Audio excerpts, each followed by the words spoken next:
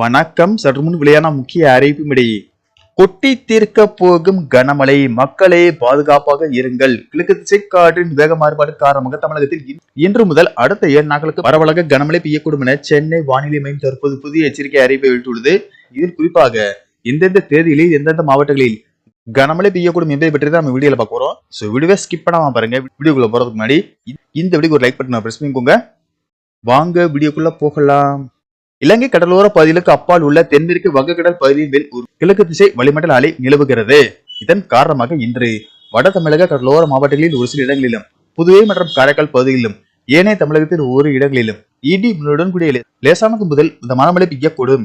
செங்கல்பட்டு, விழுப்புரம், கடலூர், மயிலாடுதுறை மாவட்டங்களில் ஒரு இடங்களிலும், புதுவை மற்றும் காரைக்கால் பகுதியிலும் கனமழை பெய்யக்கூடும். 25ஆம் தேதி தமிழகத்தில் ஒரு சில இடங்களிலும், புதுவை மற்றும் காரைக்கால் பகுதியிலும் இடி மின்னலுடன் கூடிய லேசானது முதல் மிதமான மழை பெய்யக்கூடும்.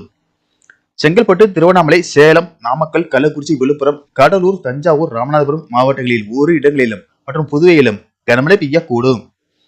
26ஆம் தேதி தமிழகத்தில் ஒரு சில இடங்களிலும், புதுவை மற்றும் காரைக்கால் பகுதியிலும் லேசானது முதல் மிதமான மழை பெய்யக்கூடும்.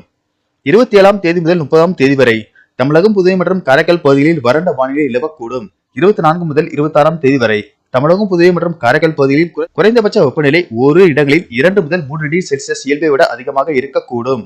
சென்னை மற்றும் புறநகர் பகுதிகளை பொறுத்தவரை வானம் ஓரளவு மேகமூட்டத்துடன் காணப்படும் என்றும், நகரின் ஒரு சில பகுதிகளில் இடி மின்னலுடன் கூடிய மிதமான மழை பெய்யக்கூடும். அதிகபட்ச வெப்பநிலை 28 முதல் 29 டிகிரி செல்சியஸ் ஒட்டியும், குறைந்தபட்ச வெப்பநிலை 22 முதல் 23 டிகிரி செல்சியஸை ஒட்டி இருக்கக்கூடும்.